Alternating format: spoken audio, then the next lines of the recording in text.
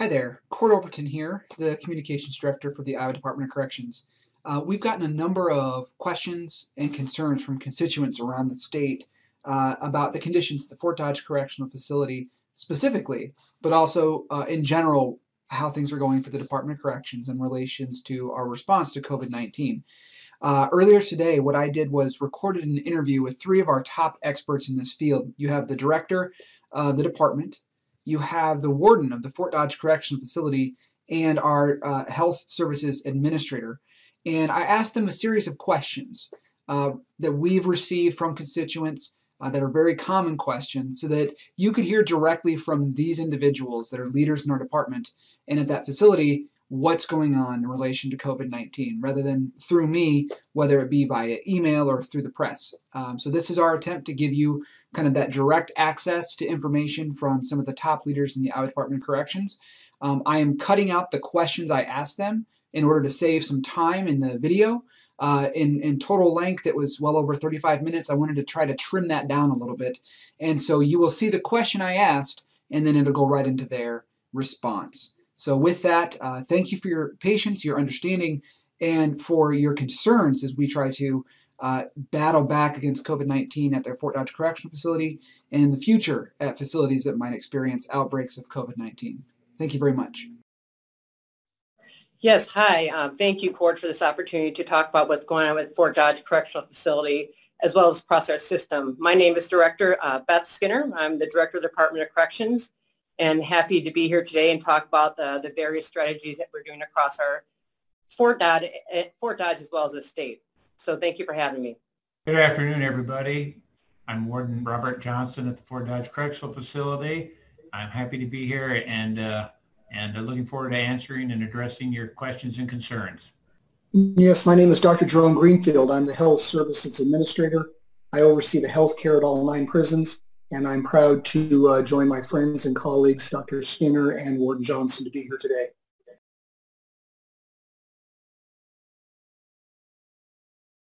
Yes, I'm happy to. And yes, I'm at Fort Dodge today. Actually spent most of the morning walking around talking to individuals incarcerated and staff and seeing how people are doing. So I'll talk about that in a little bit. But what I want to say is that we're in unprecedented times with COVID. Our staff are doing everything possible to mitigate and contain the spread of COVID-19. It wasn't an if, it was a when. We've been preparing for COVID since early March. We have done tabletop exercises. We have developed a master action plan, which is called our MAP, that every prison and the CBCs follow, that have guidance and protocols around COVID-19 when it comes to wearing PPE, cleaning, quarantine, isolation, admissions, all those things. So the staff have been working really, really hard, and this is a very, very high priority for us because we want to make sure that our staff are safe, but specifically our individuals that are incarcerated, because we know this is a difficult time for them. Well, given the circumstances, as the director just stated, everything is very fluid at this institution. We're having discussions and having meetings continuously throughout the day.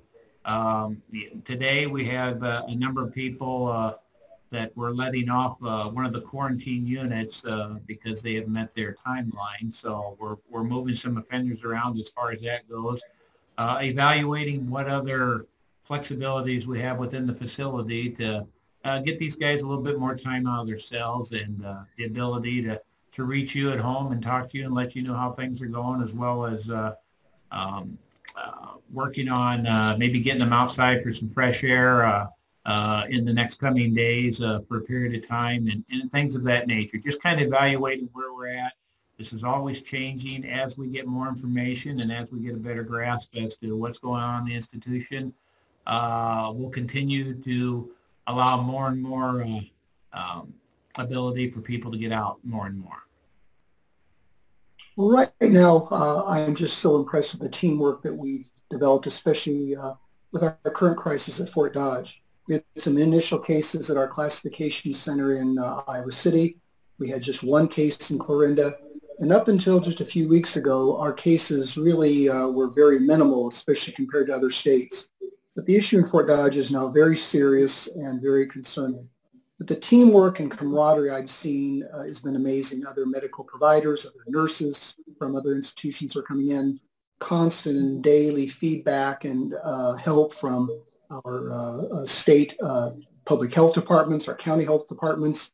And so together as a team, we're looking at not just Fort Dodge and individual people, but the whole concept itself. What can we do to stop this and to help people physically, but also mentally too, which has been a big part of this as well. And also to help the families out during this very difficult time. All those things of vital importance.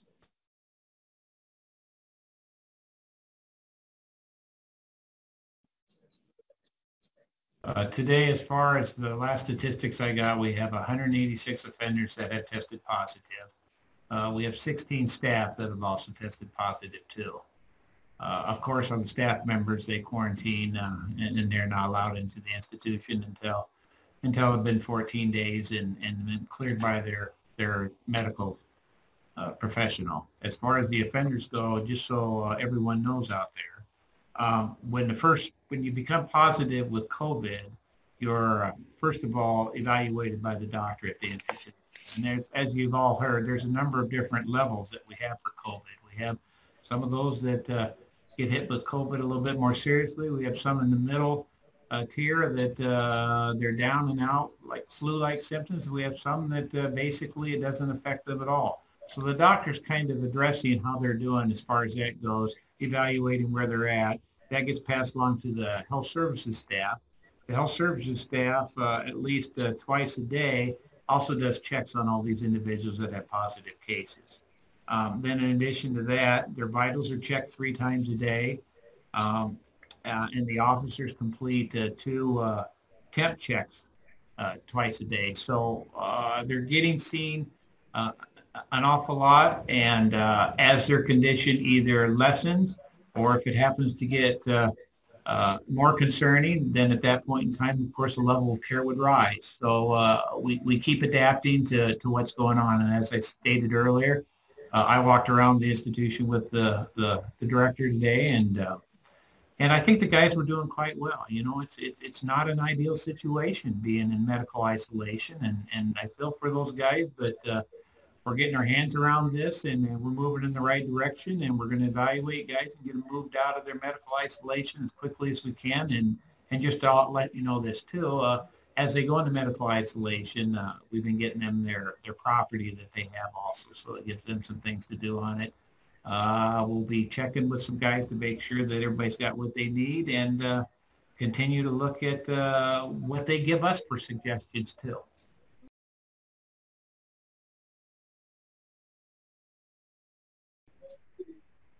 Sure. And I echo a lot of the same things that Warden Johnson said. I mean, we've walked all the units, we walked all the halls where people were positive COVID, you know, talking them through their cells.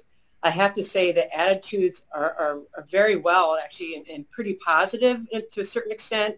I think what's the conversation are like with these individuals that are in these isolation situations is that they understand that this is just a moment in time. And that's what we're kind of talking with them through, is like, they need that communication to know that this is a point in time that we're here to help them. I heard a unit manager say today, we're treating them more like patients than we are than inmates at this point in time, making sure that they're medically getting taken care of. I think, you know, of course, safety is the most important thing. We want to make sure that our staff are safe, individuals that are incarcerated are safe, those that are sick, that we don't see anyone decompensating. So overall, staff has done a wonderful job and kept a really good attitude. A lot of the individuals incarcerated have shared in terms of what their needs are and what would make the situation better. We've heard those needs, and we're making adjustments accordingly based on their feedback. I think it's really important. Staff have terrific ideas as well. So it's really important for us to be very fluid and very flexible and to be able to adjust quickly with a virus in our institutions. But overall, it seems like people are doing pretty well.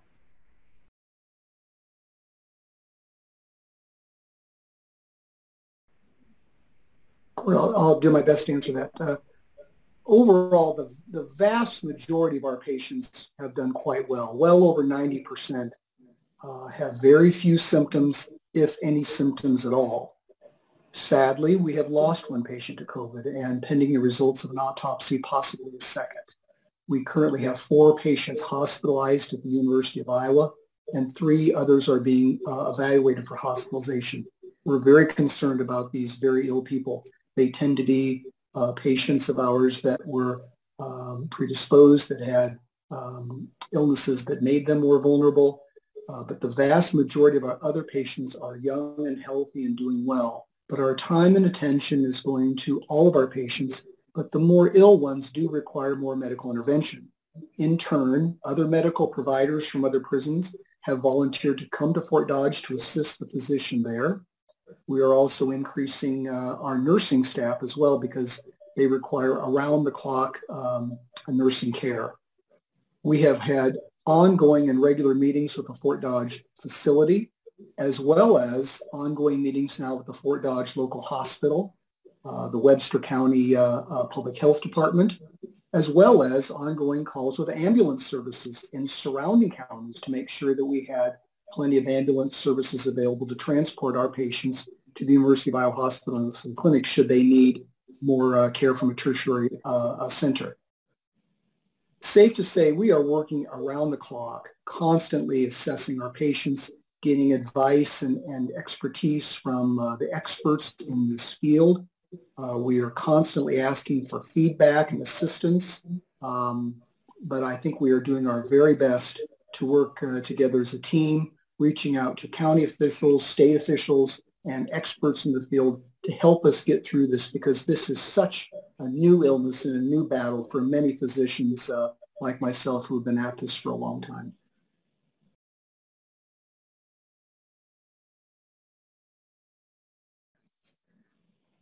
Well, I'd just like to remind everybody too that, an institution is its own little community inside of a community. So our biggest goal is to limit this as quickly as we can and as best that we can. So those guys that have been negative, even though they're negative at this time, things can change, as we've stated earlier in this. We try to put guys together in what we call cohorts, which is kind of grouping together of individuals. So we can't let everybody out at one time, because that just increases the spread. So what we have to do is we have to let only so many out at a time, which of course limits the amount of time they can be out of their cell, which limits the amount of time they can do things as email, kiosk their family members, or shower, or do different things like that. So what we're trying to do now is see if we can expand upon that. And as of today, we are increasing the amount of time that we're going to allow offenders in the cells that don't have, in the cell blocks that don't have negative, or that have the negative test, to go ahead and get them out to, at least an hour to a few hours a day, depending upon which cell house they're in. Although that's not a lot of time, it increases it dramatically.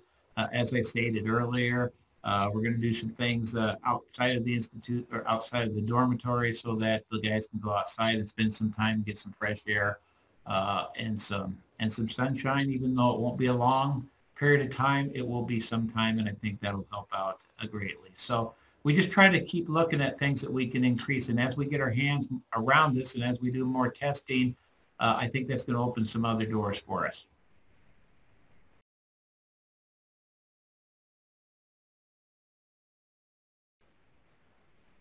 Yes, I think the team has done an outstanding job. As Dr. Greenfield has mentioned, we've had incident command calls every day. We're talking every day. We're bringing in other partners such as public health or county health. We're bringing in all the resources we can. I think they've done an amazing job. The staff have, like I said, have great attitudes. They're working hard. They're very committed to containing and mitigating the spread. As Bob said, are there some things that we can improve upon? Of course. I think getting people in the cohorts, as he's mentioned, to get some more fresh air, get them outside, get some more family contact. I think that'll be a really important piece as we give them more access to phone calls and things like that. And I think importantly, what I heard a lot is that the individuals incarcerated want to hear from us. They want to hear from staff and the leadership what's going on in the prison. So we're going to develop a communication strategy and how best to keep them informed of what's going on, because that's just as important. So, but overall, I'm seeing some really positive things and positive actions happening here at this prison.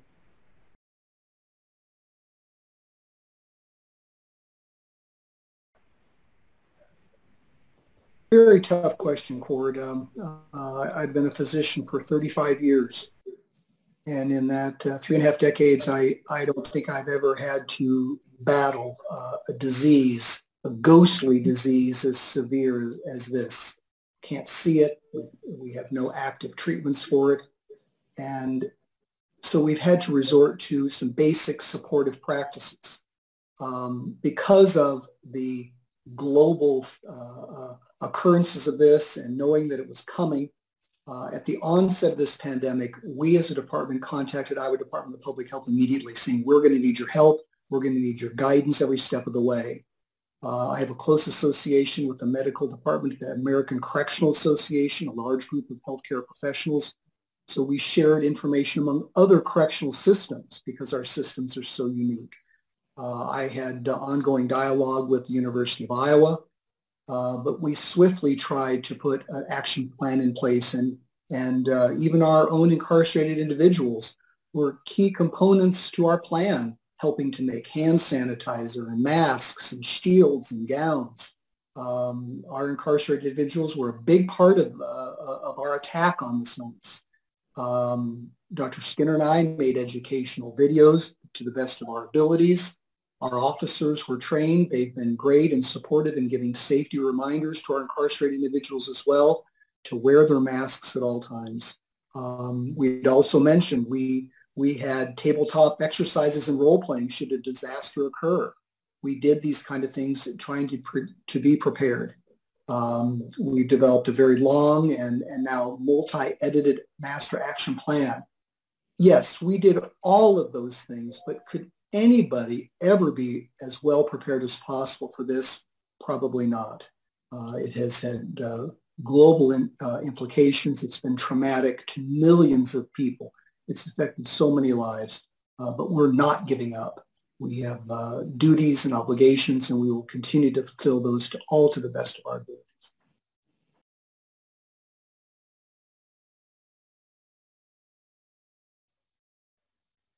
Well, and as I said before, we realize that family members are worried out there, and we realize these guys want to talk to their family ones, and we're trying to increase everything that we possibly can as far as how to make that happen. I said early on it was kind of difficult because you got to get your hands around what's going on. We're starting to get an idea of where the different issues are at, and who's positive and who's not, and by getting that identified, it allows us to free up a little bit more time in different areas because we can move offenders around, which gives us more time to allow them outside their cells because the cohorts or the groups can be greater in size. And once they're greater in size, of course, it doesn't take as long to allow people to come out to do that. So we've increased it. We're trying a couple of units where we're going to let the people out for an hour, a couple, 2 to 3 times a day. Although that doesn't seem like a lot, that is a great increase in what it is. That allows for showering. It allows for contact with family members, certainly a lot more than 20 minutes has been. In addition to that, as far as the food side of it goes, because of what happened here at Fort Dodge and the fact that we had to lock everybody down and the number of different jobs that staff had to do and the fact that we've had a number of staff out, we have had to change our meals around on what we've done in the past. I can guarantee you all that that we still meet our nutritional requirements that we need to within the Department of Corrections. We try to give them some extra things in their sack lunches because they are getting 2 cold meals and 1 hot meal a day. So we were trying to do some extra things so that it certainly changes it up somewhat. But we know that's not ideal. Now, fortunately, we're getting some staff back, and we've had some other ways of dealing with this information, and I think that we can go back to, hopefully tomorrow, being Tuesdays, we go back to 2 hot meals a day and 1 cold. And I think that would greatly lift the spirits, as well as what I said before, is getting these guys outside. So some of that time that they're going to be out of their cells for, other things to do, they'll have an opportunity to go outside of the cell house for a period of time too. So that's kind of what we're looking at right now.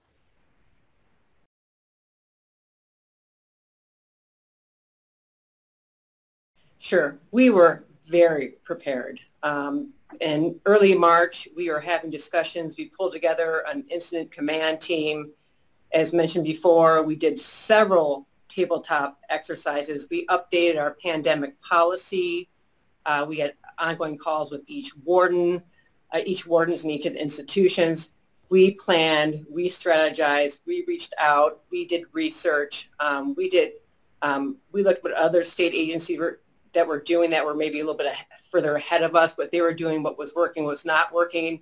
We trained staff in it. We developed a mask for action plan.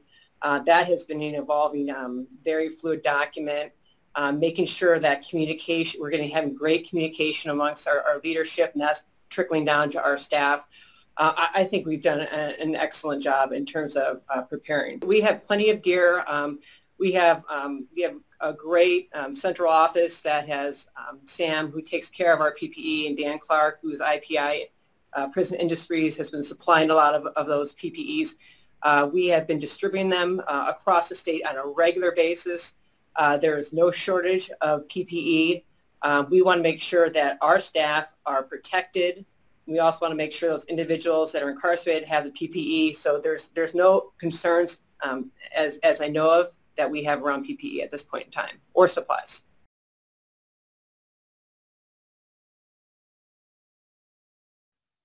Yes, I'm very concerned about that because of the fact that we have an illness here without a vaccine. We have an illness without any known FDA-approved treatable cause for this. So the mainstay then of infection control is to isolate, whether it's in prison or even in your own homes. Many of us have had to do that ourselves because of contact or having the virus itself. And I can tell you, it is a long and lonely process for many people.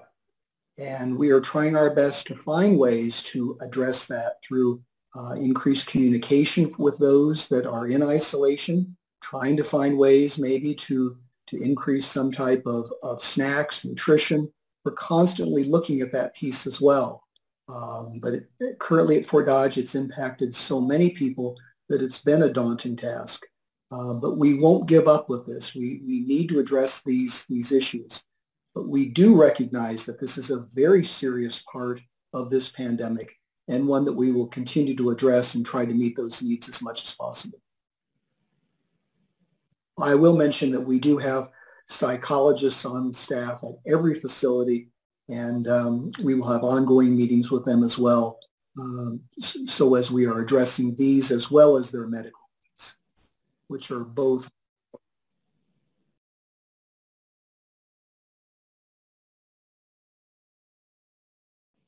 Well, again, we've had ongoing and weekly meetings with public health, local public health officials as well, national agencies. I've been in contact with peers throughout the country that also have my job in other states. I've been in touch with a lot of our own psychologists, what we can do to address these needs. I'm not afraid to ask questions to anyone. And I'm trying my very best to utilize my resources as a physician in the state of Iowa for many years, the contacts that I have, so as I can provide the best quality care for all of our patients.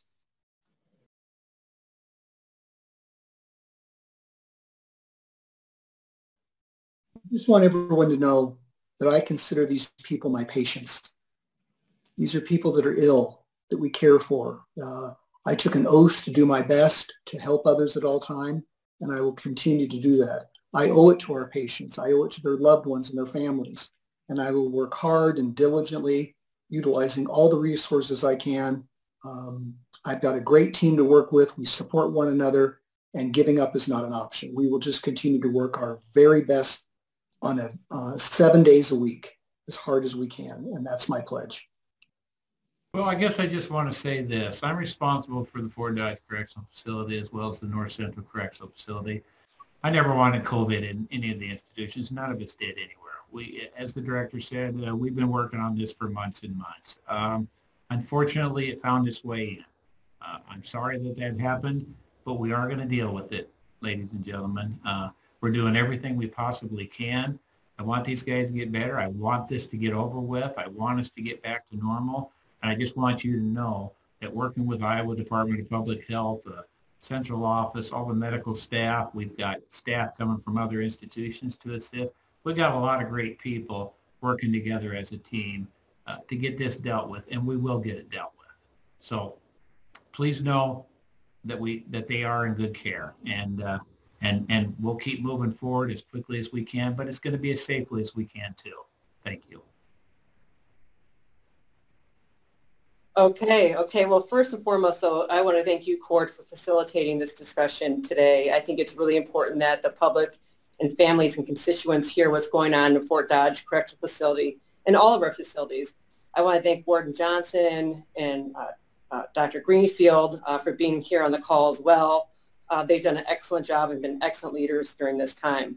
But what I want to say, my final comments, is that, and a lot of people heard me say this, and Cord, you just kind of hit it on the head, is that this is going to be around for a while. And when I tell people this is a marathon, not a sprint, we're going to have to take our time to continue to be flexible and pivot as we hear new research. But more importantly, my final message is that we have the best staff in the country, and I wholeheartedly believe that. This system, the Iowa Department of Corrections, is ready to take on this challenge. We will not back down. I am thoroughly confident we will beat COVID, and we will make sure that our staff are safe, that individuals, incarcerated staff, and I want to say finally is that to the families out there and friends that have individuals that are incarcerated. As Dr. Greenfield mentioned, we are doing everything we can to keep them safe. Like I said, we have great committed staff. They're doing great jobs, and we are going to do everything we can to provide great medical and mental health care and food and hygiene and fresh air or whatever that may be to your families, because we really care about them and we want them to stay healthy. So thank you for your support and your patience during this time. I greatly appreciate it, but we are committed to your families.